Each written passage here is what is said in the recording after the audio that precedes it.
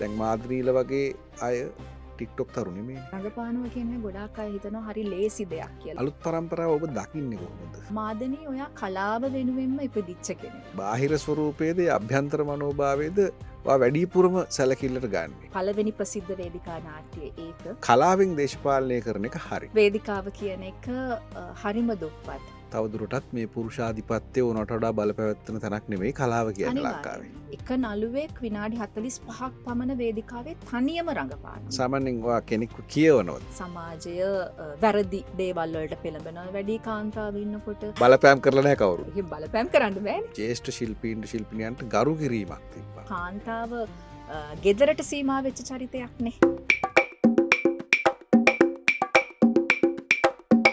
අයිබුවන් සුපුරුදු පරිදි අදත් අපි කලා කලස තුළින් ඔබ මුණ ගැහෙනවා. කලා කලසට අපි අදත් ප්‍රවීණ රංගන ශිල්පිනියක්ව කැඳවා ගත්ත ආරාධනා කළා. බොහොම නිහතමානීව අපේ ආරාධනය පිළිගෙන ඇය කලා කලස වැඩසටහන සඳහා පොඩ්කාස්ට් එක සඳහා සහභාගී වෙන්න පැමිණියා. අපි බොහොම ගෞරවයෙන් පිළිගන්නවා මාදිනී මල්වත්ත. අයිබුවන්. අයිබුවන්. මාදිනී මේ සෑහෙන කාලයක් දීර්ඝ කාලයක් තිස්සේ මේ රංගන ක්ෂේත්‍රයේ නියුතු වෙලා ඉන්න ප්‍රවීණ රංගන ශිල්පිනියක්. ඔබත් සමග මෙහෙම වැඩසටහනක් කරන්න ලැබීම පිළිබඳව අපි සතුටු වෙනවා. ඒකත් මුලින්ම ප්‍රකාශ කරන්න ඕනේ. මාදිනී දැන් මාදිනී ගැන හුඟ දෙනෙක් දන්නවා. සාමාන්‍යයෙන් පෞද්ගලික ජීවිතය ගැනත් මං හිතන්නේ විවිධ වැඩසටහන් ඔස්සේ දැනුවත් වෙලා තියෙනවා.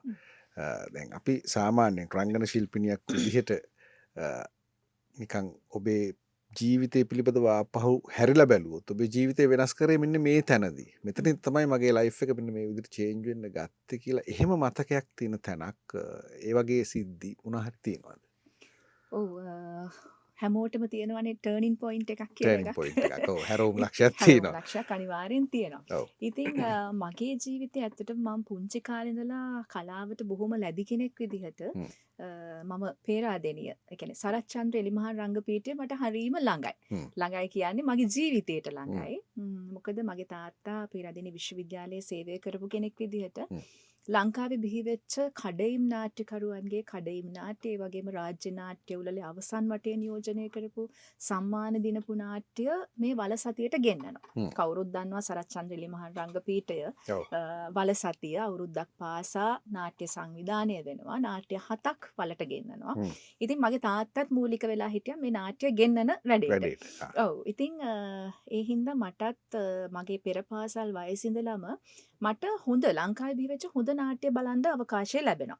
එතකොට මම හැම අවුරුද්දෙම මේ වලසතියට යන්න හරි සූදානමක් තියෙනවා පුංචි කාලේ ඉඳලා. පුංචි කාලේ ඉඳලම අවුරුදු නිකන් 5 6 වගේ ඉඳලම මේ පේරාදෙනිය වලේ නාට්‍ය බලනවා. කලින් පෙර පාසල් කාලේ ඉඳලම මට තේරෙනවා මම මේ නාට්‍ය බලන්න යන්නේ කියන එක මාර ලෑස්තියක් තියෙනවා ඇත්තටම.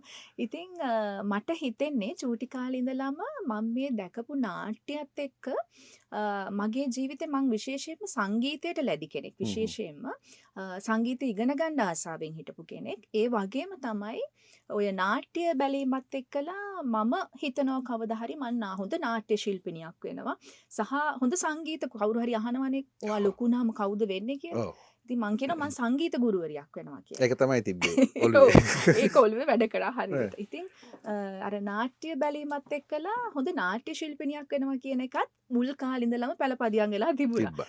ඉතින් ඔය නාට්‍ය බැලීම සහ පාසලේ දහම් පාසලේ නාට්‍ය වැඩ කටයුතු වලට කලා කටයුතු වලට මං හරි කැමැත්තෙන් සම්බන්ධ වෙනවා.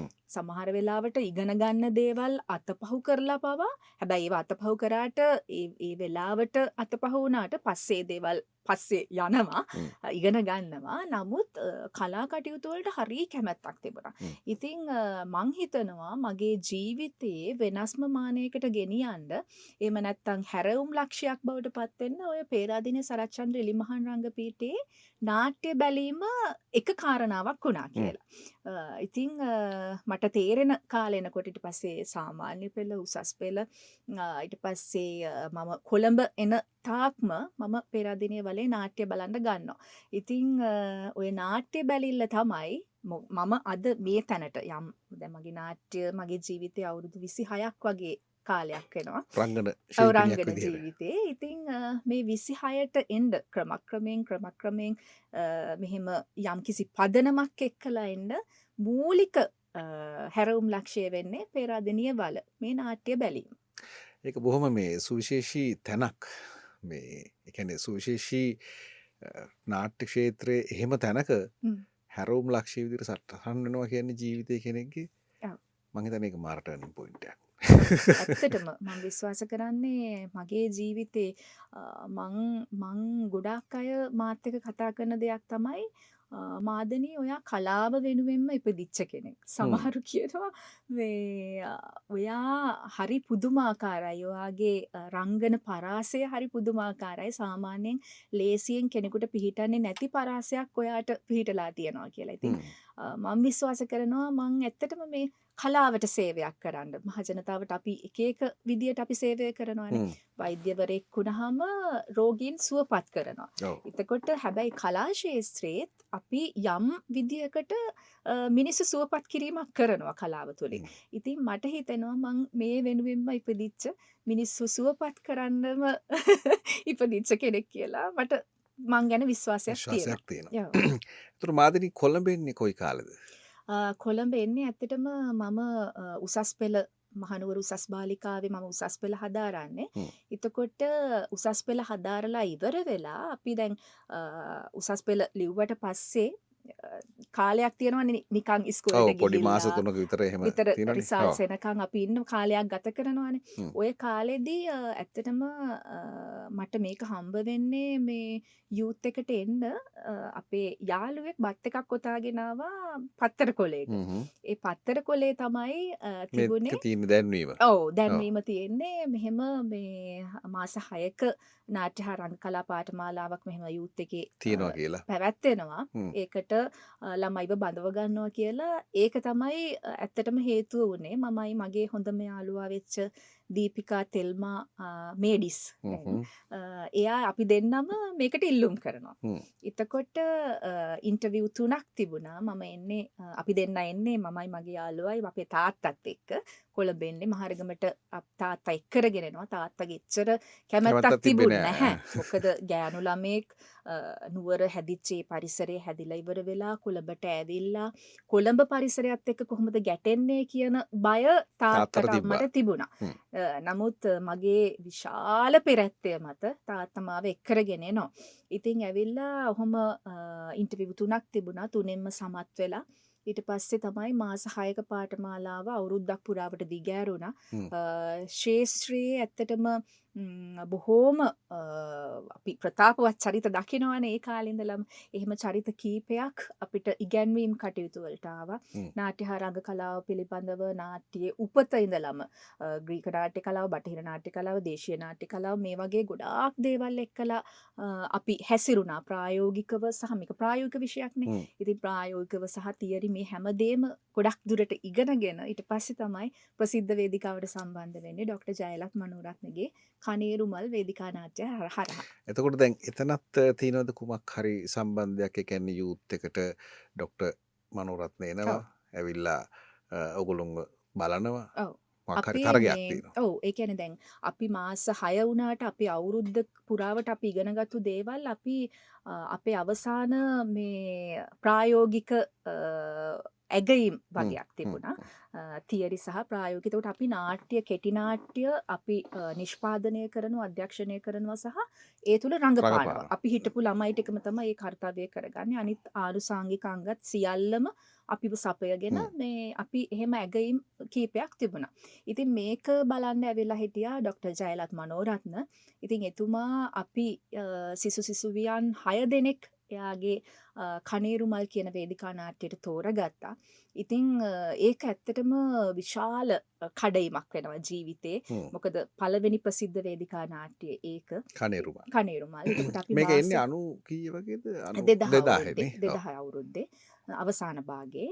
එතකොට අපි පුහුණුවීම් කරේ නාරාහෙන්පිට පරාක්‍රම බාහු විද්‍යාලයේ මාස 3ක් වගේ පුරාවට අපි පෙර පුහුණුවීම් කරලා ලුම්බිනි රංගහලේදී තමයි දවස් 3ක් අපි දෙසැම්බර් මාසයේ මට මතක හැටියට ප්‍රේක්ෂකාගාරයට එක මුදා හැරියේ. ඉතින් ඒක විශාල අත්දැකීමක් ජීවිතේට. පළවෙනි නාට්‍ය අත්දැකීම. ඉතින් ඒ තුලින් විශාල දේවල් ප්‍රමාණයක් මම ජීවිතේ සහ මගේ කලාව තුල මම ගොඩක් දේවල් ඉගෙන ගත්තා එතුමාගෙන්. ඇවිදින පුස්තකාලයක් කියලා කියන්න පුළුවන් ඩොක්ටර් ජයලත් මනෝරත්න කියලා කියන්නේ. අපේ ජීවිතයට වගේම කලාවට ගොඩාක් දේවල් එකතු කරගන්න මට හැකියාව ලැබුණා ඒ නාට්‍ය තුලින්. එතකොට දැන් ඔයා රඟපාන මේ මාදනී රඟපාන සුද්දෙක් ඔබ අමතයි. සුද්දෙක් ඔබ අමතයි කියන නාට්‍ය මම හිතන්නේ මේ සෑහෙන කාලයක් තිස්සේ ශ්‍රී ලාංකීය ප්‍රේක්ෂකයා තුළ නිතරම රැවුදන නාට්‍යයක් බවට පත් වෙලා තියෙනවා. දර්ශන වාර කීයක් විතර මේ වෙද්දී? දැනට මං හිතන්නේ දර්ශන වාර 1000 පන්නලා ඇති. මොකද අවුරුදු 16ක් වෙනවා දැන් නාට්‍යයට. එක දිගට මේ නාට්‍යය. ඔව්. 2010 වර්ෂයේ තමයි ආරම්භ කරේ නාට්‍ය.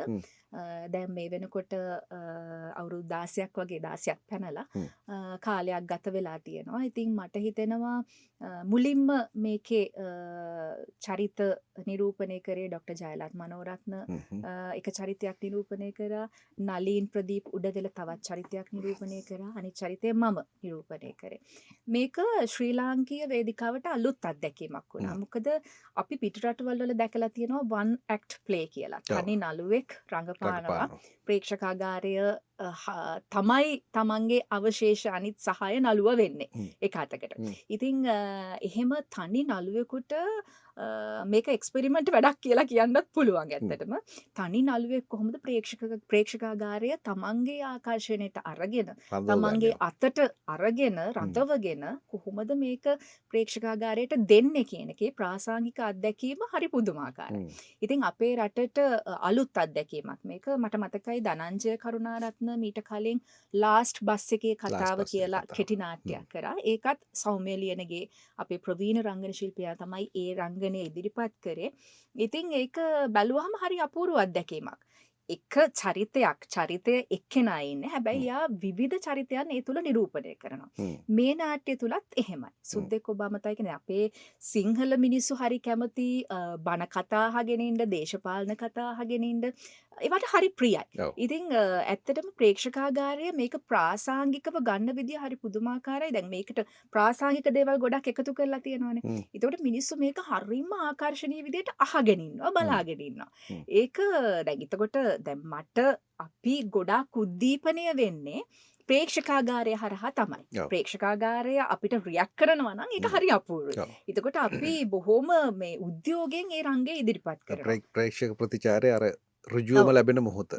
ඉතින් ඒක හරි අපූරුයි. උදේසිරි වික්‍රමරත්න ජාතික වේදිකාවට ඉදිරිපත් කරපු මේ නාට්‍ය එයාගේ පළවෙනි වේදිකා නාට්‍ය. ඒක මිනිස්සු අතරට ගොඩාක් ගියා. ඒ වගේම තමයි අපිට විදේශ සංචාර ගණනාවක්ම මේ නාට්‍ය ඔස්සේ අපිට ලැබුණා. ඉතින් බොහොම අපූර්ව අත්දැකීමක් මේ නාට්‍යත් එක්ක එකතු වීම. මේක මේ අපි අහන අර සින්දු මොකද පිරිමි කියන ගෑනු සින්දුද ගෑනු කියන පිරිමි? නෑ පිරිමි ලියපු ගෑනු සින්දු. පිරිමි ලියපු ගෑනු සින්දු. දැන් පිරිමි දැන් ගොඩාක් කාන්තාව හරි වර්ණනා කරනවනේ. ලියන ගීතවල අපි ගොඩාක් දකින්නේ කාන්තාව වර්ණනා කරනවා. හැබැයි පිරිමියා වර්ණනා කරන ගීත එකම එකයි තියෙන්නේ නල කුමාරයාගේ වර්ණනාව තමයි පිරිමි ඒ රූසපුව වර්ණනා කරන. හැබැයි ගොඩාක් ගීතවල අපි අහන්නේ කාන්තාව වර්ණනා කරන. ඒකට පිරිමි තමයි ගොඩක් මේ ගෑනු සින්දු ලියන්නේ. ඉතින් ඒක අරගෙන තමයි උදේසිරි මේක රචනා කරන්නේ. සහ සාධාරණත්වවාදය තමයි මේ ස්ත්‍රියක් ඔබ අමතයි කියන කොටසේ නිරූපණය කරන්නේ.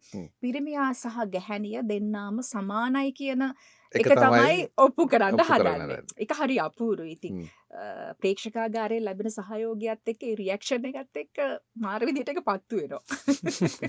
අවුරුදු 16ක් එක දිගටම දැන් නාට්‍ය දර්ශන වාර 1000කට ආසන්න සංඛ්‍යාවක් කරගෙන යද්දි දැන් මේක අප්ඩේට් වෙන්නේ කොහොමද? ඒ කියන්නේ තොරතුරු දැන් මෙහෙමයි.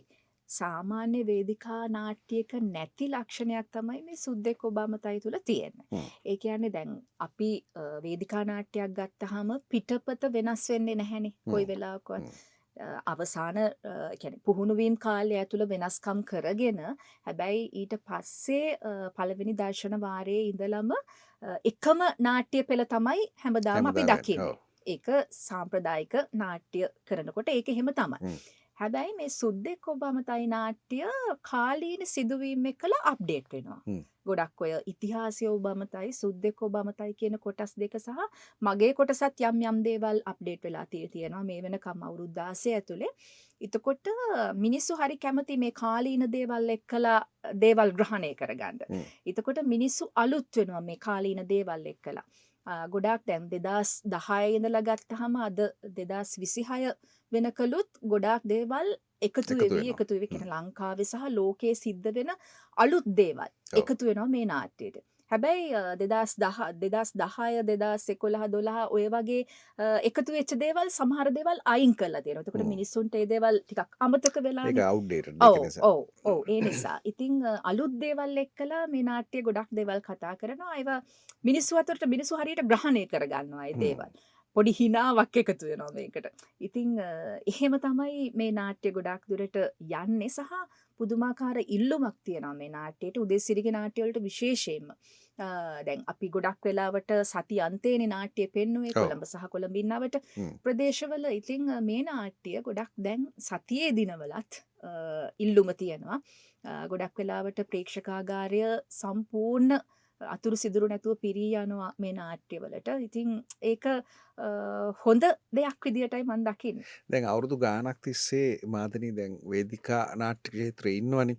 එතකොට වේදිකා නාට්‍ය සම්බන්ධයෙන් මේ මොහොත වෙද්දී ලැබෙන ප්‍රේක්ෂක ප්‍රතිචාරය, එතකොට වේදිකා නාට්‍ය සම්බන්ධයෙන් මේ මොහොත වෙද්දී ලැබෙන පහසුකම්, ලංකාවේ ඒ සම්බන්ධයෙන් ලැබෙන ඉඩකඩ, ඒ ගැන වාට මොකක්ද කියන්න තියෙන්නේ? ඇත්තටම දුප්පත්. තවමත් වේදිකාව කියන එක හරිම දුප්පත්.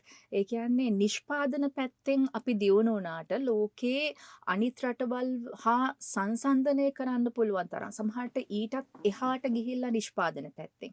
ඒ කියන්නේ අපි අප්ඩේට් වෙලා මේ නිෂ්පාදනය කියන්නේ නාට්‍ය පැත්තෙන් අපි නාට්‍ය ගත්තොත් ස්වභාවික සම්ප්‍රදාය නාට්‍ය, ශෛලීගත සම්ප්‍රදාය නාට්‍ය, ඒ වගේම අපි ඇබ්සර්ඩ් ප්ලේ කියලා කියනවා, විකාර රූපී නාට්‍ය. මේ වගේ නාට්‍ය ගොඩාක් දේවල් අපි ලෝකයට යන්න පුළුවන් ප්‍රමාණය විදිහට අපි අප්ඩේට් වෙලා තියෙනවා. හැබැයි වේදිකාව තාමත් දුප්පත් කියලා කියන්නේ කොළඹ සහ කොළඹ මේ අවට හොඳ නාට්‍ය ශාලා තිබුණට කොළඹින් පිට ගත්තහම විශේෂයෙන් ප්‍රධාන නගර දැන් නුවර නම් තියෙනවා රඟහලවල් කීපයක්.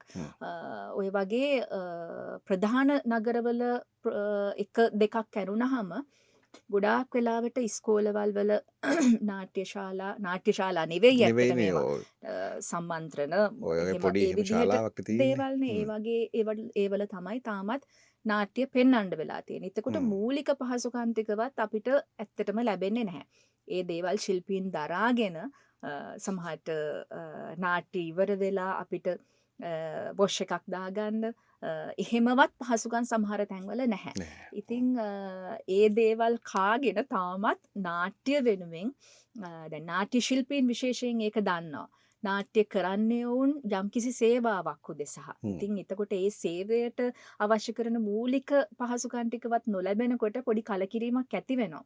දැන් මමත් ශාස්ත්‍රයට ඇවිල්ලා අවුරුදු 26ක් විතර වෙනවා. 26ක්. ඔව්. එතකොට අවුරුදු 26ක් විතර වුණත් අපි මීට අවුරුදු ගානක 2000 අවුරුද්දේ පටන් ගත්තා වගේම තමයි අදත් නාට්‍යවලට තියෙන තැන.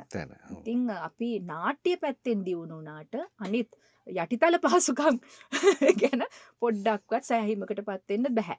ඉතින් ඒ දේවල් තාමත් එහෙමයි. හැබැයි පිටරටවල වල ගත්තාම දියුණුවෙන් දියුණුවට කරේ.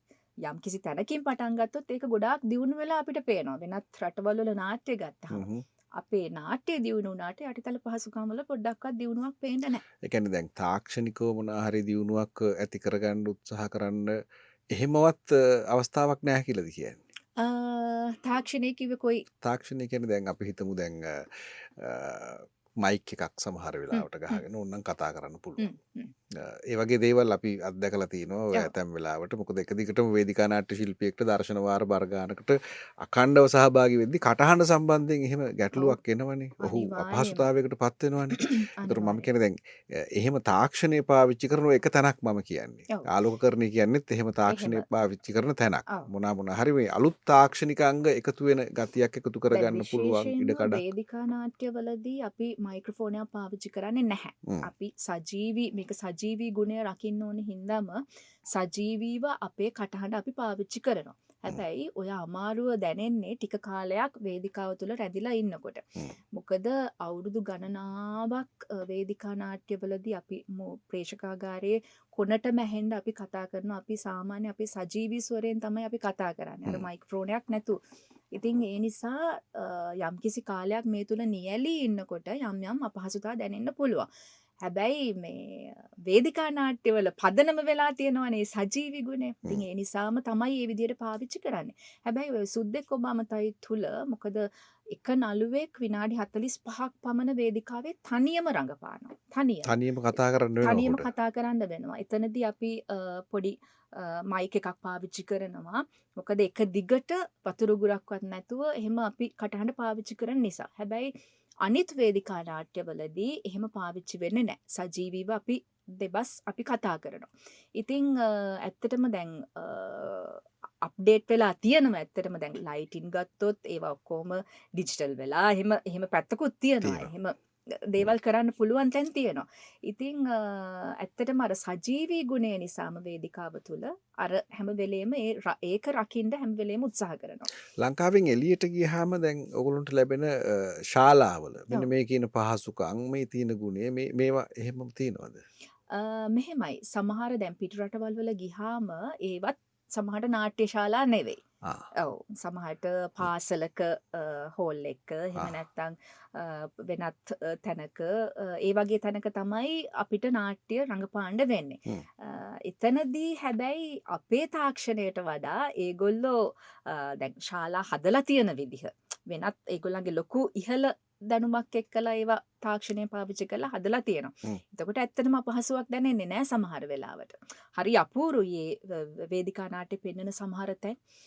හරියට නිකන් අරීනා ආකාරයෙන් දැන් අපි පෙරදිනිය වලගත්තොත් ඒ ස්ට්‍රක්චර් එකට සමහර තැන් තියෙනවා මේ ඕපන් නැති ඇතුළත රංගහලවල් ඒ ආකාරයට තියෙනවා.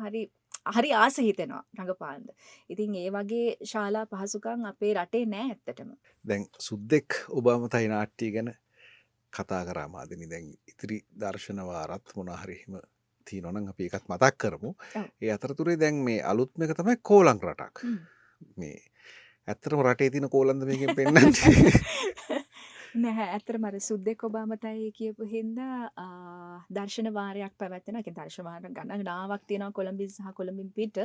ළඟම තියෙන දර්ශන වාරය තමයි 5 වෙනි ඉරිදා පිළියන්දල. පිළියන්දල රංගහල මට මතක නෑ ප්‍රාදේශීය සභා රංගහල වෙන්න ඕනේ. 3:30ට සහ 6:30ට දර්ශන වාර දෙකක් පැවැත්වෙනවා. ඒත් එක්කම තමයි කෝලම් රටක් කියලා කියන්නේ ජිනිදු පද්මශ්‍රී බණ්ඩාර අපේ තරුණ සම්මානනීය රචකයෙක් සහ අධ්‍යක්ෂකවරයෙක්. ඔහුගේ අලුත්ම නාට්‍යය තමයි කෝලම් රටක් කියලා කියන්නේ. ඉස්සෙල්ලම තමයි එයාගේ නමත් අහන්නේ මට මතක විදිහට මේ ජිනිදුගේ. ඔව්. හැබැයි යෞවන සම්මාන එහෙම ගොඩක් අරගත්තු බොහොම දක්ෂ රචකයෙක් වගේම අධ්‍යක්ෂකවරයෙක්.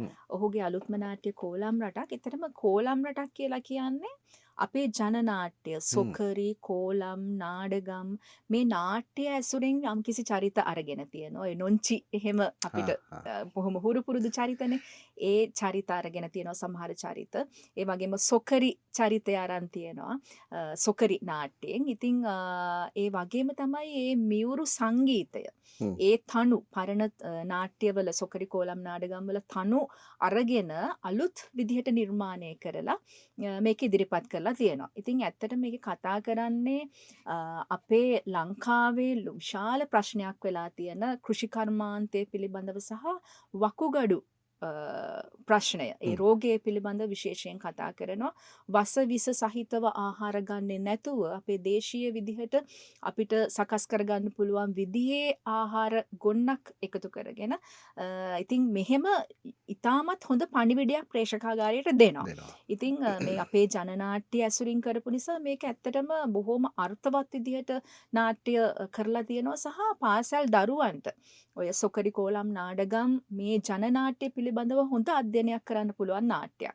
වැඩිහිටියන්ට සහ දරුවන්ට මේක එකට ඉඳගෙන බලන්න පුළුවන් ඉතාමත් විශිෂ්ට ප්‍රහසනයක් මේත් එක්කම එකතු වෙලා තියෙනවා. ප්‍රහසනය යම් කිසි තරමකට එකතු වෙලා ඒක හරි අපූර්ව විදිහේ නාට්‍යයක් බවට පත් වෙලා තියෙනවා. ඉතින් ප්‍රේක්ෂකාගාරය කොහේ ගියත් අපි දර්ශන මාර ගණනාවක් දැනට ලංකාව වටේම ගිහිල්ලා තියෙනවා.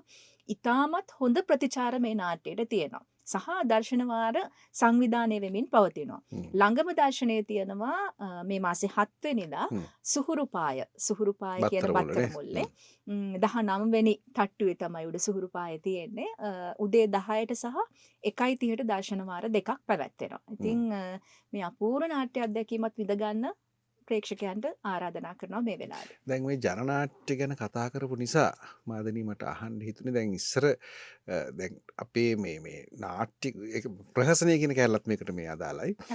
දැන් ප්‍රහසන නාට්‍ය නැත්තම් ප්‍රහසනයට බර නාට්‍ය ප්‍රේක්ෂකාගාරයේ හිනස්සන්න වැඩිපුර හිතන නාට්‍ය වැඩිපුර බිහිවෙමින් තියෙනවා කියලා ප්‍රවණතාවයක් එහෙම එකක් දකින්න තියෙනවද ඇත්තටම? ඔව් ඇත්තටම දැන් මේ වෙනකොට දැන් අපි විදග්ධයි කියන දැන් සාමාන්‍යයෙන් අපි ඒ කාලේ ගත්තොත් සුගත පාලද සිල්වා, හෙන්රි ජයසේන, සයිමන් නවගත්තේගම, දයානන්ද ගුණවර්ධන, ඩොක්ටර් සරච්චන්ද්‍ර මේ විදිහ නාට්‍යකරුවන්ගේ නාට්‍ය ඇත්තටම පොදු ප්‍රේක්ෂකයා විදග්ධ ප්‍රේක්ෂකයන්ටත් බලලා රස විඳින්න පුළුවන් සාමාන්‍ය ප්‍රේක්ෂකයන්ටත් බලලා රස විඳින්න පුළුවන් විදිහේ නාට්‍ය.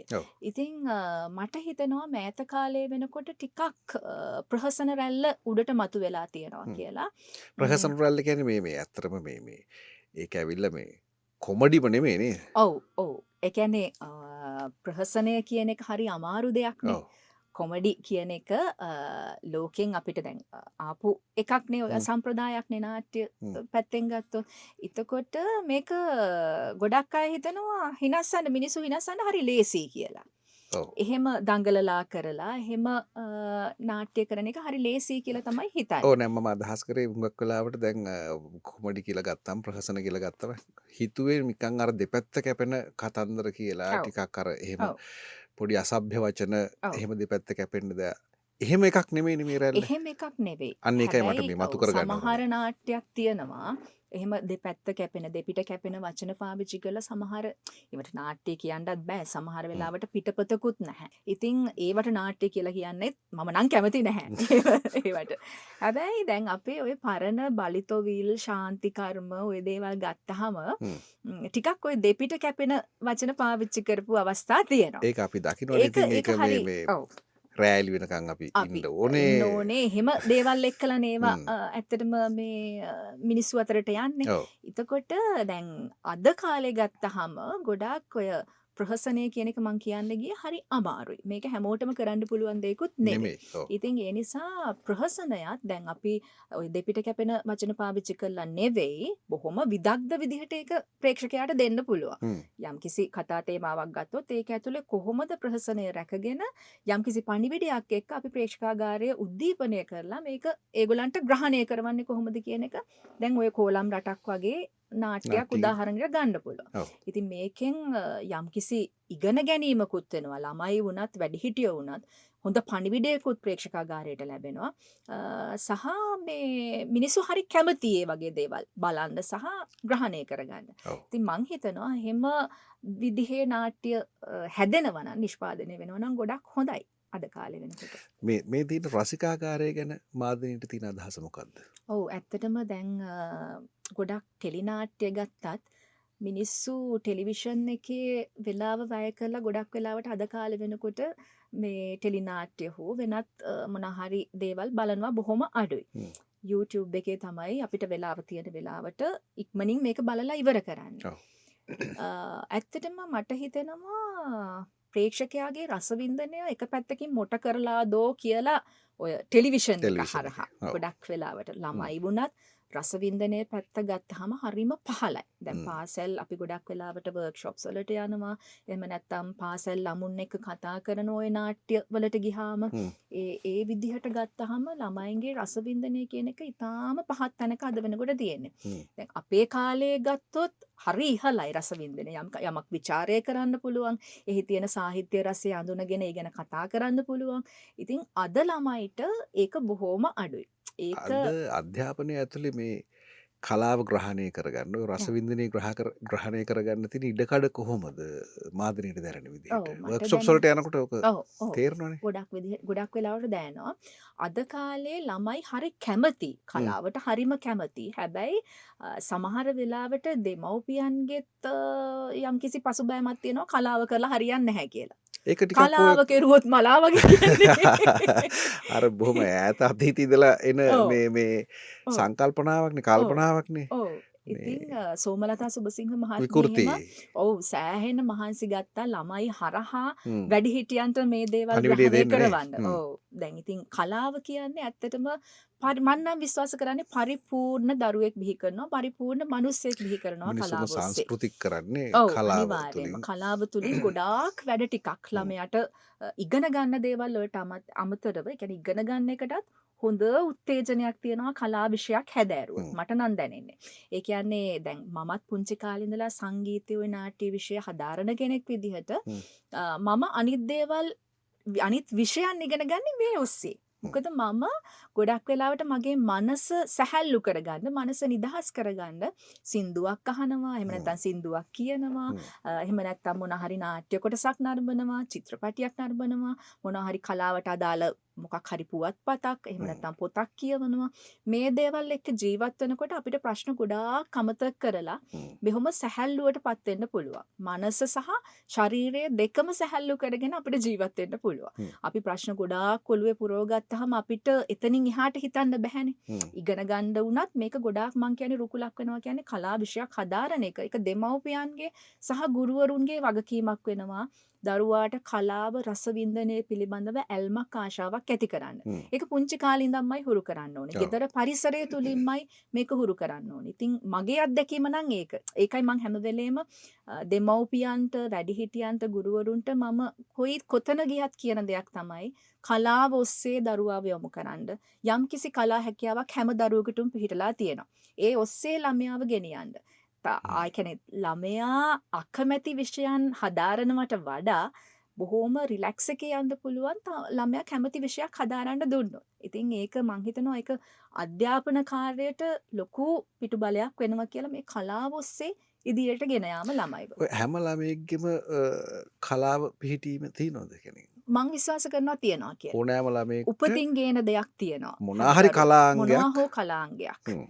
ඒ ඇසුරින් දෙමව්පියන් එක ගොඩක් වගකීමක් වෙනවා දරුවාව ඒ පැත්තෙන්. ඒ කියන්නේ කලාව ඔස්සේ මං හිතනවා මං අර මුලිනුත් කිව්වේ මම විශ්වාස කරනවා කලාව ඉගෙන ගන්නකොට මේ කලාවත් එක්ක ජීවත් වෙනකොට අනිත් හැම කාර්යයක්ම පහසුයි පහසු වෙනවා. කියන එක මට විශ්වාසයි. මගේ අත්දැකීම් එක මං කතා කරන්නේ. දැන් ලංකාවේ කලාව ඇතුලේ ලාංකීය කලා ක්ෂේත්‍රය ඇතුලේ වේදිකා නාට්‍ය වේවා සිනමාව රූපවාහිනී ඔය ඕනම ක්ෂේත්‍රයක් වේවා නිවේදන කලාව හරි වෙන්න පුළුවන්. ලංකාවේ කලාව ඇතුලේ කාන්තාවට ලැබෙන ඉඩකඩ කාන්තාවට තියෙන භූමිකාව ගැන මාදනී කොහොමද සෑහීමකට පත් වෙනවද නැත්නම් කාන්තාවට මීට වඩා ඉස්සරහට එන්න අවස්ථාව දෙන්න ඕනේ කලාව ඇතුලේ කාන්තාව පිළිබඳව තියෙන ආකල්පය මීට වඩා වෙනස් වෙන්න ඕනේ මොකද්ද මාදනීට තියෙන අදහස මේ ගැන දැන් ඒ කාලේ ඔය අපේ ජනනාට්‍ය ගත්තහම කාන්තාවට ඉඩක් හම්බුන්නේ නැහැ නේ වයි රංගපාන්න. ගෑනු චරිත කරෙත් පිරිමි අය විසින්ම.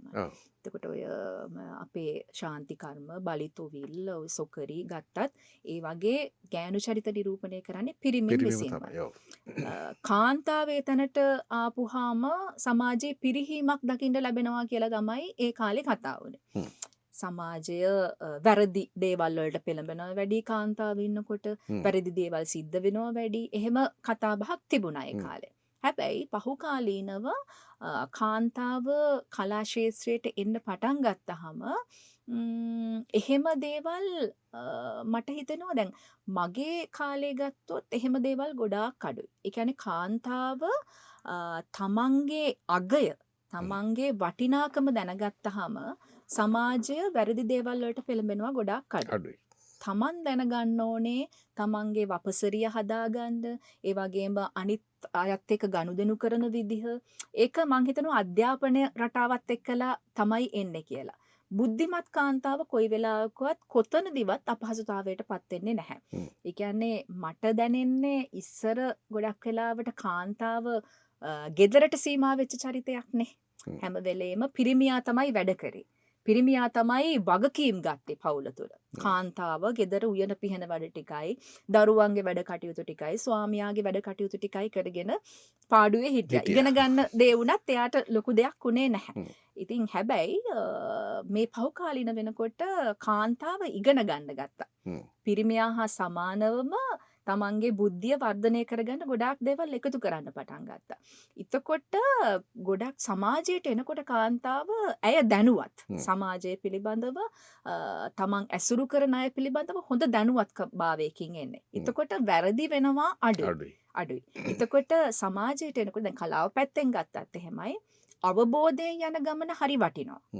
දැන් මගේ ජීවිතය ගත්තොත් මම හරි අවබෝධයෙන් මුල ඉඳන්ම ස්ටෙප් එකෙන් ස්ටෙප් එක උඩට එන්නේ හරි අවබෝධයෙන්. එතකොට මට වැරදි වෙන්න තියෙන ප්‍රමාණය මට වැරදි කරන්න එන අය බොහොම අඩුයි. මොකද මම ගොඩක් වෙලාවට හැමෝම යම් කිසි දුරස්ථභාවයක් තියාගෙන තමයි ඇසුරු කරන්නේ. සාමාන්‍යයෙන් ඔයා කෙනෙක්ව කියවනවද ඉස්සෙල්ලා? අනිවාර්යයෙන්ම. දැක්කහම කෙනෙක් එන්නේ මොකාටද කියලා අපිට කියන්න පුළුවන්.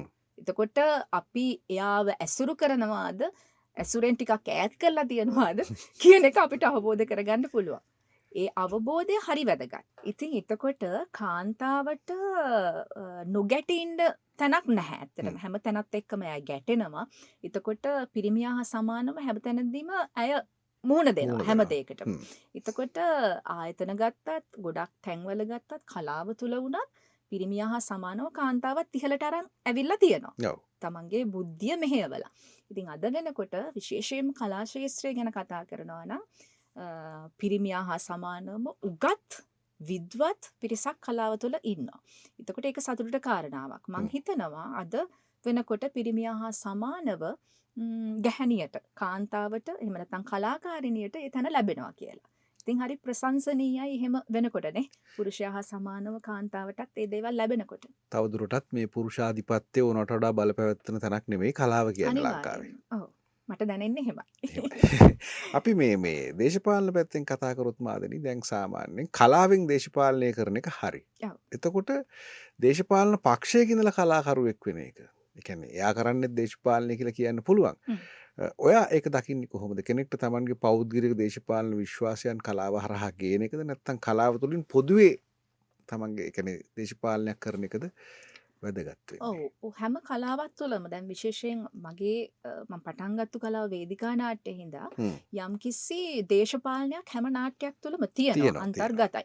එතකොට මම හිතනවා කලාකරුවෙක් දේශපාලනීකරණය වෙන්න ඕනේ නැහැ කියලා හැම වෙලේම.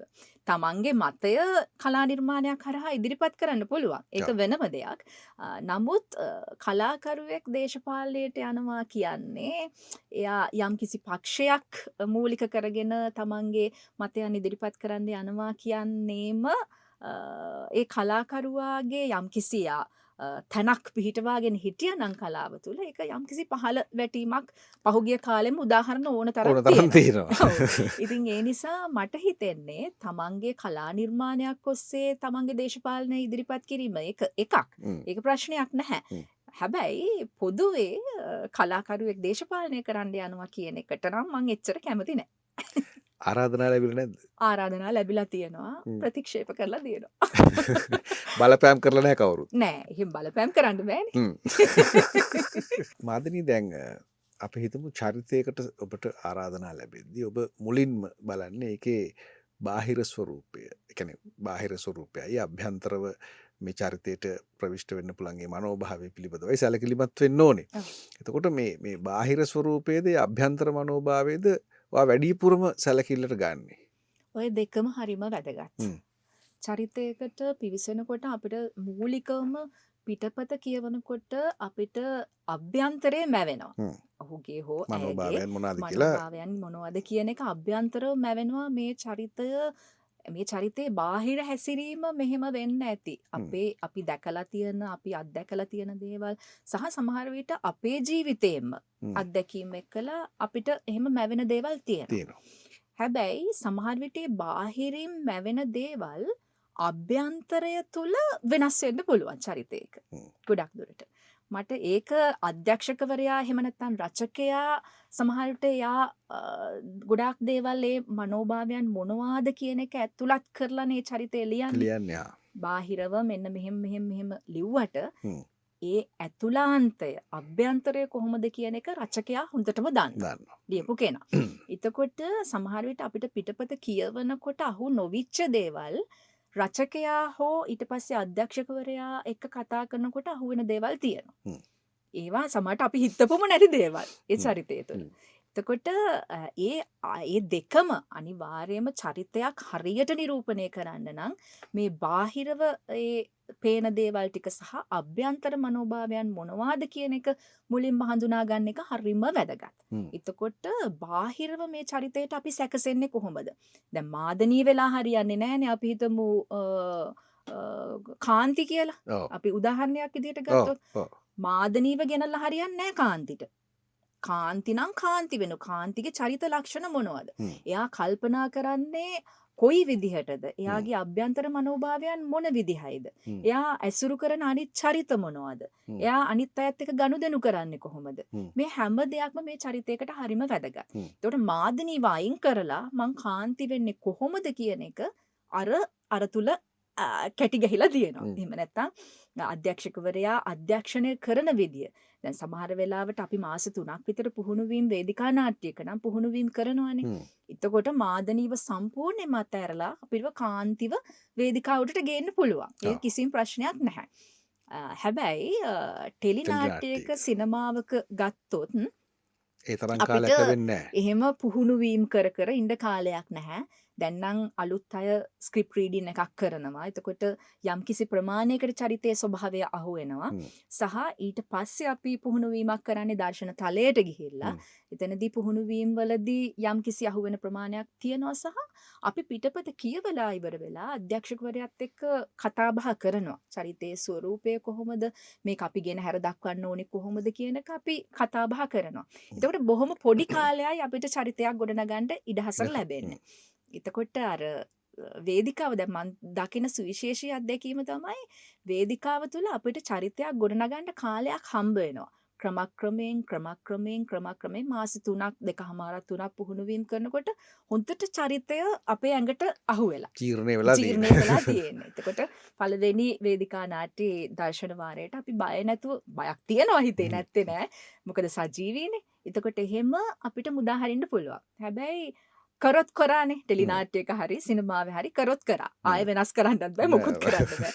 එතකොට ඒ ස්පිරිට් එක ගන්න අපි සෑහෙන කැපවීමක් මහන්සියක් කරන්න ඕනේ. හ්ම්. එතකොට අපි දැනගන්න ඕනේ කොහොමද මේ චරිතය අපි තුළට ග්‍රහණය කරගන්නේ කියලා අනිත් සියලුම කාරණා එකතු කරගන්න චරිතයක් හරියට ගොඩනගන්න. හ්ම්. ඒ තැනට ගේන්න අපි අපේ අත්දැකීම් එකතු කරගෙන අනුන්ගේ අත්දැකීම් එකතු කරගෙන කොහොමද හරියට චරිතයක් නිරූපණය කරන්නේ මේක මිනිස්සුන් අතරට කොයිතරම් දුරට ග්‍රහණය වෙයිද ගෙනියන්න පුළුවන් වේද කියන එක ඒ චරිතය නිරූපණය කරන්නා තුළ තමයි ඒක කාර්යභාරය පැවරෙන්නේ වගකීම් පැවරෙන්නේ. එතකොට ඒ චරිතය අසාර්ථක නම් සමහර විට බ්ලේම් එක එනවානේ.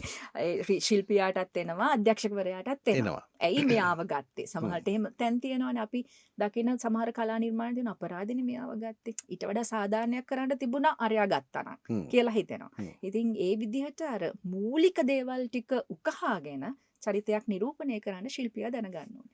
දැන් චරිතයෙන් මිදෙන්න සාමාන්‍යයෙන් අමාරුයි කියලා සමහර තැන්වල කියනවා මම අහලා තියෙනවා. හ්ම්. එතකොට දැන් චරිතයකට ඒ විදිහට ප්‍රවිෂ්ඨ වුණාට පස්සේ නැවත වතාවක් සැබෑ මාදිනී බවට පත් වෙන්න, සැබෑ ඔබ බවට පත් වෙන්න එහෙම අපහසුාවක් අසීරුවක් එහෙම දැනෙනවද? මට නම් නැහැ. නැහැ. පැහැදිලිවම නැහැ. මොකද මම රංගයයි ඒ කියන්නේ මායාව සහ සැබෑව අතර එකක් නෙවෙයි හ්ම්. තියෙන්නේ. හ්ම්. එතකොට මේක හරි හැටි අඳුනා ගත්තාම රංගය කොතනද මොකද්ද සීමාව කියලා අඳුනගත්තාම හරි පහසුයි. ඒක කිසිම අපහසුතාවයක් නැහැ. හ්ම්. මොකද අපි සැබෑ ජීවිතයේ රංගයට ගේන්නෙත් නැහැ. රංගය සැබෑ ජීවිතයට ගේන්නෙත් නැහැ. හ්ම්. ඒ අතර සීමාව මොකද්ද කියලා අඳුනගත්තාම ඒක අපහසුවක් නැහැ ඇත්තටම. රං- හැබැයි මෙහෙම එකක් තියෙනවා. සමහර භාවයන් හ්ම්. සමහර භාවයන් තියෙනවා. දැන් අපි හිතමු බොහොම ඛේදනීය එහෙම නැත්නම් දුක හිතන සිදුවීමක් කියලා. හ්ම්. එතකොට අපි ගොඩක් වෙලාවට මම නම් ස්මරණය කරන්නේ මට දුක හිතෙන මගේ ජීවිතේ වෙච්ච දේවල් මම ස්මරණය කරනවා. හ්ම්. ස්මරණය කරලා එහෙම ඉදිරිපත් කරනවා. එතනදී පොඩි අපහසුයක් එනවා. මොකද චරිතය තුලට ඒක ගෙනාවහම මගේ එහෙම මගේ ජීවිතයේ අමාරු දරන්න අමාරු දේවල් ගෙනාවහම ටිකක් එතනින් එළියට එන්න විශේෂයෙන්ම දුක හිතෙන සිදුවීම් තමයි මට තියෙන අපහසුව. එතනින් එළියට එන්න චුට්ටක් විතර අමාරුකමක් තියෙනවා. ඒ ඇරුණහම සැබෑ ජීවිතය රංගයට ගේන්නේ නැති නිසා ඒක අපහසුවක් නැහැ. දැන් මේක සැබවින්ම මේක මේ මානසිකව කරන්න තියෙන සෑහෙන ලොකු ව්‍යායාමයක්. ඔව් ඇත්තටම රඟපානවා කියන එක. රඟපානවා කියන එක ගොඩාක් අය හිතනවා හරි ලේසි දෙයක් කියලා. ඕන මම අහන්න කෙනෙකුට හැදුවෙත් ඒක තමයි මේ. ඕන කෙනෙකුට කරන්න පුළුවන් කියලා. හ්ම්. නමුත් නැහැ. ලෝකේ ලයිස්තු ගත කරලා තියෙනවා අමාරුම රැකියාවන් 10ක්. හ්ම්. ඒ අතරට රංගනය එනවා. එතකොට හිතන්න කොච්චර අමාරුයිද මේක. මොකද මානසික සැහැල්ලුභාවය, ශාරීරික සැහැල්ලුභාවය මාදරීට සමාවෙන්න මේ බාධා කරාට මතකද සාමාන්‍යයෙන් මේ ඔය ලයිස්තුවේ තියෙන තවත් රැකියා කිහිපයක්? නෑ. එහෙම මතකයක් නැහැ. මගේ අහපු දෙයක් මේක හ්ම්. ලයිස්තු ගත කරලා තියෙනවා. ඒ අතර රංගය තියෙනවා කියන එක මම අහපු හෝ දැකපු දෙයක් ඔය හරි. හ්ම්. ඉතින් එහෙම මතකයක් මට තියෙන්නේ. ඉතින් ඒ රංගය කියන එක හරි අමාරුයි කියන විදිහට තමයි ඒක නිර්වචනය කරලා තියෙන්නේ. හ්ම්. එතකොට මට හිතෙන්නේ මේ රංගයේ ඒ තරම්ම අමාරු වෙන්න හේතු තමයි මේ මානසික සැහැල්ලුභාවය. ඒ වගේම ශාරීරික සැහැල්ලුභාවය නැතුව අපිට රඟපාන්න බෑ. ඒක හරි අමාරුයි. හ්ම්. ශරීරය තද කරගෙන ගල් ගෙඩියක් වගේ කරගෙන අපිට රඟපාන්න බෑ. නැත්තම් මේ අයිස් කැටයක් වගේ කරගෙන අපිට රඟපාන්න බෑ. මේක බොහොම සැහැල්ලු වෙන්න ඕනේ. ඉතින් ඒකට අභ්‍යාස ගණනාවක් තියෙනවා. හ්ම්. ඉතින් වේදිකා නාට්‍යකරුවන් දන්නවා මේක. මොනවද කරන්න සැහැල්ලු මානසික සහ ශාරීරික සැහැල්ලුභාවයට කරන්න පුළුවන් අභ්‍යාස මොනවද? ශිතිල කරන අභ්‍යාස මොනවද? ඒ ඔක්කොම දේවල් විශේෂයෙන්ම වේදිකා නාට්‍යකරුවන් දන්නවා. හ්ම්. ඉතින් මේ අමාරු විෂය ඇත්තටම ඉගෙන ගන්න එකත් පහසුවක් නෙවෙයි. මේක ප්‍රායෝගික නිසා රංගය කියන දේ ප්‍රායෝගික විෂයක් නිසා ඒක ක්‍රමක්‍රමයෙන් අධ්‍යයනය කරමින් ඉගෙනගෙන එන්න ඕනේ ලොකු විෂය පරාසයක්. එතකොට දැන් මාදිනී ඔහොම කියනකොට මට නිකන් මේ හිතිච්ච ප්‍රශ්නයක් තමයි දැන් අපි දකිනවා සමාජ මාධ්‍යවල බොහෝ වෙලාවට TikTok තරු මං කෙලින්ම කියන්නම්. එතකොට දැන් මොකක් හරි කෘතියකට ටෙලිනාට්‍යයකට සිනමාවට තෝරාගනිද්දි රංගන ශිල්පීන් ශිල්පිනියන් මේ ෆලෝවර්ස්ලා කොච්චර ඉන්නවද සමාජ මාධ්‍යයේ මොනතරම් ජනප්‍රියද කියන කාරණෙත් සලකා බලනවලු. මේක මොනතරම් දුරට සාධාරණද? මොකද දැන් මාධ්‍රීල වගේ අය TikTok තරු නෙමෙයිනේ. ඒ කියන්නේ සැබෑ කලාවේ තරු. ඔබට මොකද හිතෙන්නේ දැන් එහෙම මේ මිම්මක් හදාගන්න එකට? ඇත්තටම ඒක වැරදි නැහැ. අද කාලේ තරුණ පරම්පරාව ගොඩාක් මේ තාක්ෂණයත් එක්ක ගැවසෙනවා. එතකොට ඔය TikTok එහෙම නැත්නම් සමාජ මාධ්‍ය ජාලාවන් එක්කලා එකතු වෙලා ඉන්න එක වැරද්දක් නෙවෙයි. හැබැයි ඒකේ මම කියන්නේ රංගන ශිල්පීන් ශිල්පිනියන් සමාජ මාධ්‍යට එකතු වෙන එක නෙමෙයි. මම කියන්නේ සමාජ මාධ්‍ය ඔස්සේ තරු බවට පත්වන පිරිසක් ඉන්නවනේ. මම මේ ඔවුන් පිළිබඳව උදේශයකින් කතා කරනවා නෙමෙයි. නමුත් මේ වෘත්තීය ස්වභාවය මෙහි ඇති ගරුත්වය මේකට තියෙන හැකියාව ප්‍රවිෂ්ඨ වීමට තියෙන මම ඒවත් එක කතා කරලා බලද්දී මම මේ අහන්නේ කවුරු හරි නිෂ්පාදකවරයෙක් හරි අධ්‍යක්ෂවරයෙක් හරි ශිල්පීන් ශිල්පිනියන් තෝරා ගැනීමේදී සමාජ මාධ්‍යවල ඔහුගේ මේ තියෙන මේ ඒ ශිල්පීන්ගේ තියෙන මේ ජනප්‍රියත්වය සලකලා බලන්නේ ඇයි කියලා. ඒක ඒ කාලේ නම් දැන් අපිට එහෙම සමාජ මාධ්‍ය ජාල තිබුණ නැහැනේ. අපේ හැකියාවන් දැකලා තමයි අධ්‍යක්ෂකවරුන් නිෂ්පාදකවරුන් අපිට යම්කිසි චරිතයක් නිරූපණය කරන්න නිර්මාණයකට සම්බන්ධ කරගන්නේ. හැබැයි අද වෙනකොට ඔය සමාජ මාධ්‍ය ජාලාවන් හරහා ඕන තරම් කට්ටිය මේ පඳුරකට විද්දොත් ඕන තරම් විසි වෙන ප්‍රමාණයෙන් ඉන්නවා. ඉතින් ඇත්තටම මේක මං අර කලින් කිව්වා වගේ බොහෝම පුළුල් විෂයක්. හැදෑරීමකින් තොරව ආවොත් අනාතම තමයි. හ්ම්. ඒ කියන්නේ මේකේ මේ විෂය පතේ ගත්තොත් රංගය කියන දේ හදාරන්න නැතුව අපිට කරන්න බෑ. හ්ම්. කරන අය යොවුන තරම් ඉන්නවා. හැබැයි ඒක මන් දකින විදිහට සාර්ථකත්වයක් මං ඒ තරම් දකින්නේ නැහැ. හ්ම්. හැබැයි උපතින් ගෙනාපු හැකියාවන් එක්කලා ඒවා මුවහත් කරගත්තු පිරිසක් අපි අතරත් ඉන්නවා. මේ හ්ම්. කලාව ක්ෂේත්‍රය තුළ ඉන්නවා. ඉතින් අර විදිහට TikTok හෝ වේවා එහෙම සමාජ මාධ්‍ය ජාලාවන් ඔස්සේ එන පිරිසට මං හිතනවා ලොකු පැවැත්මක් නැහැයි කියලා. මොකද මේකේ පදනම දන්නේ නැහැ. හ්ම්. අපි දැන් වේදිකාවක හිටගන්න වුණත් ඒක විද්‍යාත්මකව කොහොමද මේක වෙන්නේ කියලා. මේක විද්‍යාත්මකව හැදෑරිය යුතු විෂයක්. ඉතින් ඒක හරි හැටි දන්නේ නැතුව යම්කිසි චරිතයක් නිරූපණය කරන්න දුන්නොත් සමහර විට උඩබිම් බලයි මේ මොනවද මේ කියන්නේ, මේකේ ඇතුළාන්තයට යන්නේ කොහොමද, මේකේ මනෝභාවයන් මොනවද කියලා දන්නේ නැතුව ඒගොල්ලෝ සමහර විට අනාථ වෙයි. කරගන්න බැරි වෙයි ඒ චරිතය. ඒකයි මං හැම වෙලෙම කියන්නේ ඕනම විෂයක් හැදෑරිය යුතුයි. විශේෂයෙන්ම රංගනය කියන දේ විද්‍යාත්මකව හැදෑරිය යුතු විෂයක්. ඒ ගැන ඉගෙන ගන්නේ නැතුව, මේ ගැන හදාරන්නේ නැතුව එන්න හිතන්න එපා. අලුත් පරම්පරාවට කියන්නේ මේක ඉගෙන ගන්න. හ්ම්. ඉගෙන ගනිමින් අපිට කරන්න. අපි තවමත් එහෙමයි. මට වැඩිහිටියන් වුණත් සියලු අපි තාමත් හොයනවා, ඉගෙන ගන්නවා. මේක එහෙම ඉගෙන ගනිමින් හැදෑරිය යුතු විෂයක්. ප්‍රායෝගිකව අපි මේක අත්හදා බලන්න පුළුවන් දේවල් ගොඩාක් තියෙනවා. ඉතින් ඒ නිසා අනිවාර්යෙන් සමාජ මාධ්‍ය ජාල එහෙම එකතු වෙන එක ප්‍රශ්නයක් නැහැ. හැබැයි එහෙම එකතු වුණත් මේ ගැන ඉගෙන ගන්න පටන් ගන්න. හ්ම්. එතකොට මීට වඩා ලොකු දුරක් ඒ අයට අලුත් පරම්පරාවට යන්න පුළුවන් කියන විශ්වාසය මට තියෙනවා. අලුත් පරම්පරාව ඔබ දකින්නේ කොහොමද? කොයි විදිහේ පිරිසක් විදිහටද? දැන් Gen Z ඔව්. කියන පරපුර පිළිබඳව නොඑක් අදහස් තියෙනවා. එතකොට මාදනීට දැනෙන්නේ කොහොමද? මේ අලුත් පරම්පරාවත් එක්ක ගැටිලා වැඩ කරලා උගන්නලා ඇතිනේ. ඔව්. අනිවාර්යෙන්ම දක්ෂෝ බොහෝම ප්‍රමාණයක් ඉන්නවා. හ්ම්. ඒ කියන්නේ නිර්මාණාත්මකව ගත්තොත් රචනයේ පැත්ත, අධ්‍යක්ෂණයේ පැත්ත, රංගනයේ පැත්ත මේ හැම කාරණාවක් පිළිබඳව බොහෝම දක්ෂතාවන් වලින් පරිපූර්ණ පිරිසක් තරුණ පරම්පරාවේ ඉන්නවා. හ්ම්. ඉතින් මේවා හරි හැටි කොහොමද යොදවන්නේ ඒ නිර්මාණ වලට කියන එක සමහරුන්ට අවබෝධයක් නැහැ. නෑ. ගොඩක් වෙලාවට මේ ජංගම දුරකථනය තමයි විනාශයට හේතුව වෙන්නේ. ඒක ගොඩක් වෙලාවට දැන් අපි සෙට් එකකට ගිහිල්ලා පුහුණුවීමක් කරන්න ගත්තත් සමහර තරුණ දරුවෝ ඉන්නවා දුරකථනය තියන්නෙම නැහැ. නෑ.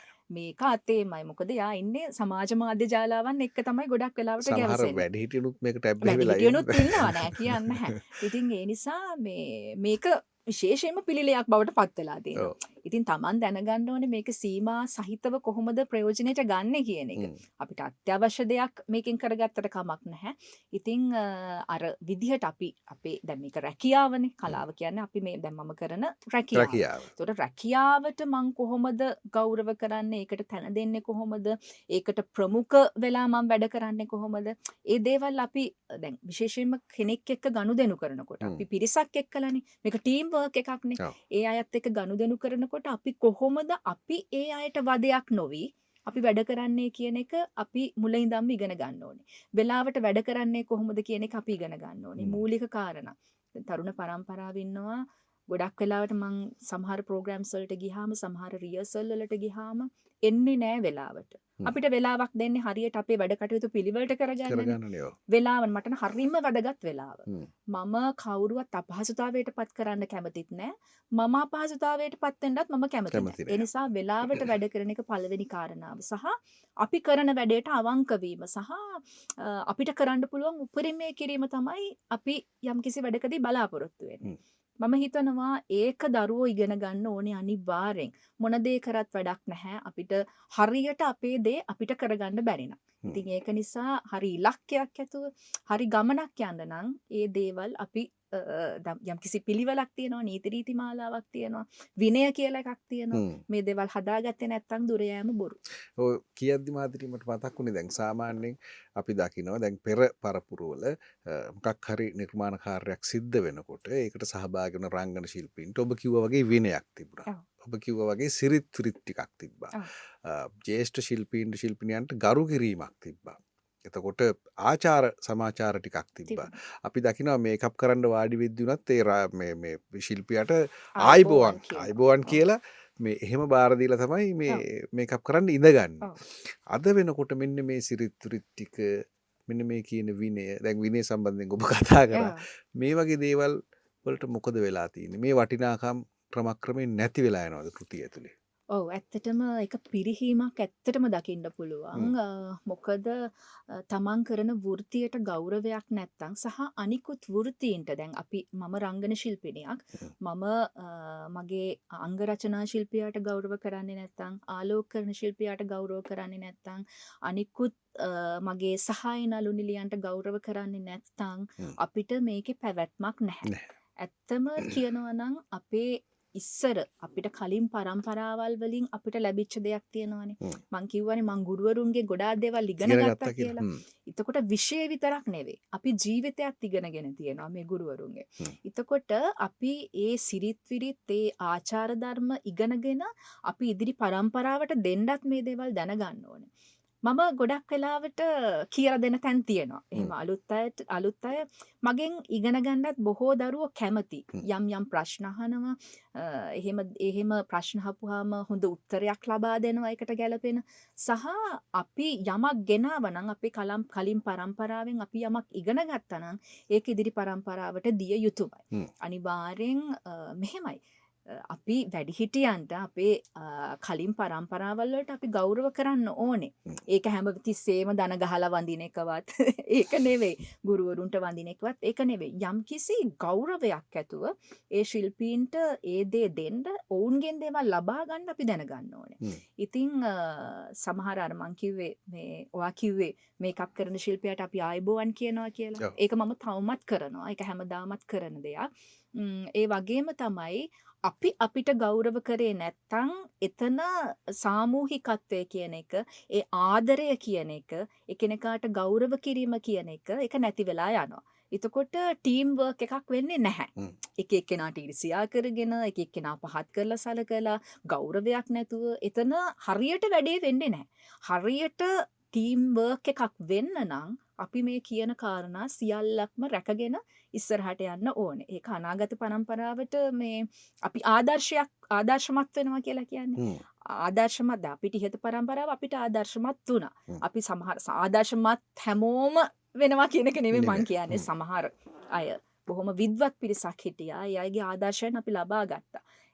ඉතින් අපිට පස්සේ පරම්පරාවට අපි යම්කිසි ආදර්ශමත් විදියට අපේ ජීවිතය සකසගත්තොත් ඒ වැඩ කටයුතු කරොත් එතන එයාත් යම් දෙයක් ඉගෙන ගන්නවා ඒ තුළින්. ඒ අය තවත් ඉස්සරහට මේක ගෙනියනවා. එහෙමයි පරම්පරාගතව මේක පවතින්නේ. ඉතින් මේකේ හරි පැවැත්මක් තියෙන නම් මේ දේවල් හැම දෙයක්ම එකතු කරගන්න ඕනේ. සිරස කලාකලස පොඩ්කාස්ට් එකත් එක්ක තමයි ඔබ පොඩ්කල්ට් YouTube නාලිකාව ඔස්සේ එකතු වෙලා ඉන්නේ. අපි ඔබට ආරාධනා කරනවා සබ්ස්ක්‍රයිබ් කරන්න. එතකොට ලයික් කරන්න, ෂෙයා කරන්න. සමාජ මාධ්‍ය තුල වැඩිපුර මේ කලාකලස කියන වැඩසටහන ඉදිරියට ගෙනියන්න ඔබේ සහයෝගය ලබා දෙන්න. සහ ඔබ මේක ඇසුරු කරන්න.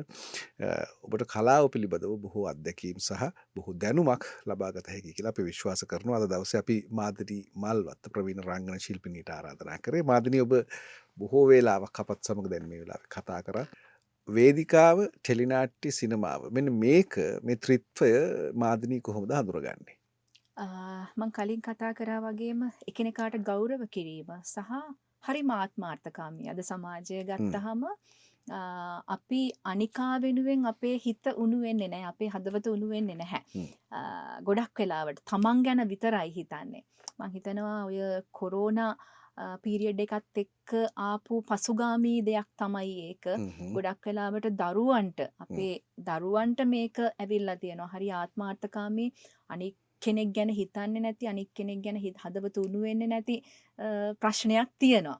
ඉතින් මොකද ඒක අර ගේ ඇතුළට කොටු වීමත් එක්කලා සමාජගත වෙන්න අවස්ථාවක් නැති වෙච්ච හින්දා දැන් මගේ දරුවට A level කාලයක් තිබුණෙම නැහැ.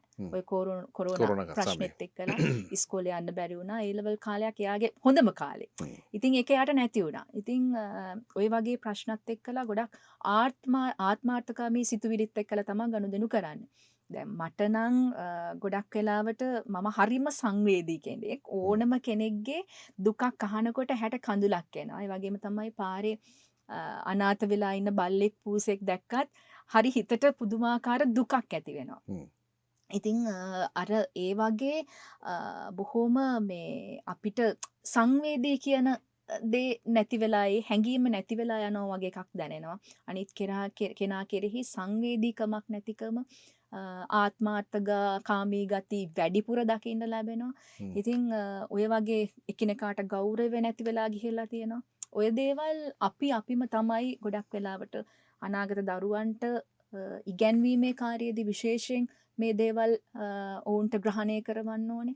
ඉතින් අපෙන් නැති වෙලා අපෙන් පිරිහිලා යන දේවල් අපි නැවත නැවත සමාජගත කරන්න හැම වෙලෙම වෙහෙසෙන්න ඕනේ. මට නම් දැනෙන්නේ එහෙමයි. මාදිනී විශ්වාස කරනවාද කලාවට මිනිසුන්ගේ ආකල්ප වෙනස් කරන්න පුළුවන්. සමාජයක් වෙනස් කරන්න පුළුවන්. සමාජයේ වෙනස් කිරීමේ ආකල්ප වෙනස් කිරීමේ හොඳම මෙවලම කලාව කියන එක විශ්වාස කරනවද? ඒක මේබි මේ යථාර්ථයක් බවට පත් වෙලා තියෙනවද? අනිවාර්යයෙන්ම මම ඒක පිළිගන්නවා. මොකද කලා ශිල්පියෙක් ශිල්පිනියක් යම්කිසි දෙයක් කිව්වහම ග්‍රහණය කරගන්න පිරිස වැඩි. මේක ඇත්තක් කියලා විශ්වාස කරනවා ඒගොල්ලෝ මහ පුදුමාකාර විදිහට. ශිල්පීන්ව අදහනවා වගේ එකක්. ඉතින් දැන් ඒක හැම ශිල්පියාටම පොදු වෙන්නේ නැහැ. නෑ. ඒ අදාළ ශිල්පියාගේ ජනප්‍රියත්වය ස්ථාවරත්වය මත එතකොට පරමාදර්ශ වෙන්නේ. ඇත්තටම දැන් මටත් පුංචි කාලේ තිබුණා යම් ශිල්පීන් මම ඇත්තටම අදහන්න ඒගොල්ලෝ කියන දේවල් ඇත්තක් කියලා විශ්වාස කරන්න මම පෙළඹිලා හිටියා. එතකොට අද සමාජයත් එහෙමයි. එතකොට කලාව තුළින් අපිට දැන් මම මුලින්ම කතා කරා අපිට කලාව තුළින් මිනිස්සු සුවපත් කරන්න පුළුවන් කියලා. ඒක ලොකු මෙහෙවරක් වෙනවා. ඇත්තටම කලාව තුළින් සමහර විට බොහොම ડિප්‍රෙෂන් තත්ත්වයේ ඉන්න අය පවා කලා නිර්මාණයක් නැරඹීම තුළින් යම්කිසි සැහැල්ලු භාවයක් ඔහුට හෝ ඇයට ලැබෙන්න පුළුවන්. අනිවාර්යයෙන්ම ලැබෙනවා. ඒ බව මාත් එක්ක ඇවිල්ලා කතා කරපු අය පවා ඉන්නවා. දැන් සුද්දෙක් ඔබ අමතයි වගේ නිර්මාණයක් බලලා මම පුදුමාකාර විදිහට මගේ මනස සැහැල්ලු වුණානේ කියලා ඒ ගැන වැඩි විස්තර කියමින් මට දැන් කිසි අසනීපයක් නෑ වගේ එහෙම කතා කරපු අය හිටියා මාත් එක්ක. ඒ වගේම තමයි පිළිකා රෝගීන්. එහෙම ඇවිල්ලා එහෙම මම හරියට සුවපත් වෙන මේ ළඟදිත් එහෙමයි සුද්දෙක් ඔබ අමතයි බලන්න ඇවිල්ලා හිටපු කෙනෙක්. එහෙම කෙනෙක් ඇවිල්ලා මේ මාත් එක්ක කතා කරා. මම හිටියට වඩා ගොඩාක් සුවපත් වෙලා කියලා මට දැනෙනවා කියලා එයා කිව්වා. ඉතින් ඒක මට පුදුමාකාර සන්තෝෂයක් වෙනවානේ. එක පැත්තකින් කලාකාරිනියක් විදිහට ඔබ ලබන සෑහෙන ලොකු සන්තෝෂයක්. පුදුමාකාර තෘප්තියක් ඒක. මොකද අපිට යම්කිසි දේවල් සමාජගත කරන්න පුළුවන් මේ කලාව හරහා. මිනිස්සු සුවපත් කරන්න පුළුවන් මං කලින් කිව්වා වගේ. ඉතින් ඒ නිසා ලොකු මෙහෙවරක් කලා ශිල්පියාට ශිල්පිනියට තියෙනවා. කරන්න පුළුවන්. සමාජයේ වෙනුවෙන් කරන්න පුළුවන් ලොකු වැඩ කොටසක් තියෙනවා. මොකද අර මිනිස්සු විශ්වාස කරනවා. ඒ අයගේ දේවල්, ඒ අය කියන දේවල් ඒගොල්ලෝ පිළිගන්නවා. ඉතින් ඒ නිසා පාසල් දරුවන්ට වුණත් මං කියන්නේ කලා ශිල්පීන්, ඒ කියන්නේ සමාජයේ පිළිගත්ත කලා ශිල්පීන් තුලින් යම්කිසි දෙයක් පණිවිඩයක් දරුවන්ට දෙනවා නම් ඒ අය විශ්වාස කරන්න පටන් ගන්නවා. අනිවාර්යයෙන්ම. එහෙම වෙලක් තියෙනවා. ඉතින් ඒ නිසා ලොකු කාර්යභාරයක් ශිල්පීන්ට, කලා ශිල්පීන්ට, ශිල්පිනීන්ට තියෙනවා කියන විශ්වාසය මට තියෙනවා. මාදිනී කියන චරිතය දැන් අපි දකිනවා බොහොම දක්ෂ නිලියක් කියලා වේදිකාවේ සුද්දෙක් ඔබ අමතයි සහ අනෙකුත් වේදිකා නාට්‍ය දිහා බලද්දි. ටෙලි නාට්‍ය වලත් අපි ඔබේ දක්ෂ රංගපෑම දැකලා තියෙනවා. හැබැයි අපිට තියෙන තව ගැටලුවක් ප්‍රශ්නයක් තියෙනවා. මාදිනී මල්වත්ත කියන දක්ෂ රංගන ශිල්පිනියට සිනමාව තුල හරි ටෙලි නාට්‍ය තුල හරි ප්‍රබල භූමිකාවක් තවම හරියට හම්බුන්නේ නැහැ කියලා. එහෙම කිව්වොත් අපි අනිවාර්යෙන් ඒක හරි. විශේෂයෙන්ම සිනමාව තුළ. මගේ පරාසයන් මං හොඳට අවබෝධ කරගෙන තියෙනවා වේදිකාව පැත්තෙන් සහ ටෙලි නාට්‍ය පැත්තෙන්. හැබැයි මොකද්දෝ අවාසනාවක් මට ඇවිල්ලා තියෙනවා.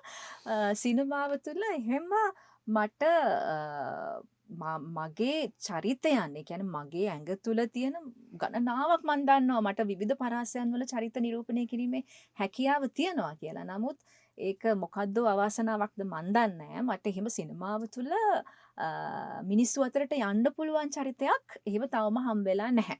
ඉතින් ටෙලිනාට්‍යවල නම් සම්මාන දිනලක් තියෙනවා. වේදිකාවෙත් එහෙමයි සම්මාන අරගෙන තියෙනවා. එහෙම මිනිස්සු අතරට ගිහිල්ලා කතා බහට ලක් වෙච්ච චරිත තියෙනවා.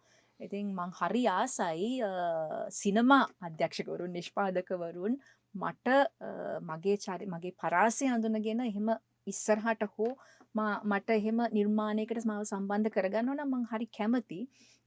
මොකද සිනමාව තුළ මගේ දස්කම් විස්කම් පෙන්වන්න මට තවම හරි හැටි අවකාශය ලැබිලා නැහැ. ඒක ඇත්ත.